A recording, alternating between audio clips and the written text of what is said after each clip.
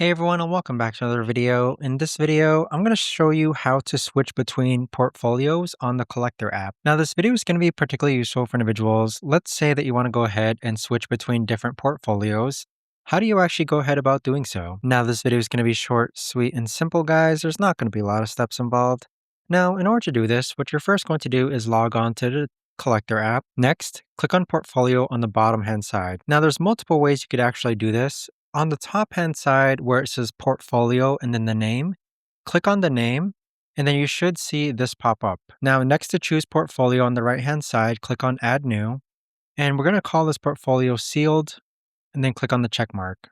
Then click on create and now we've created a new portfolio. In order to switch between different portfolios, all you have to do is click on the portfolio name and it'll switch between different portfolios. So that right there, guys, is the best and easiest way that I know of to actually go ahead and switch between portfolios on the Collectr app. If you guys know of a better or easier way to actually do this, let me know in the comments down below. I would love to know. Thanks so much for watching, everyone, and I'll see you guys all in the next video.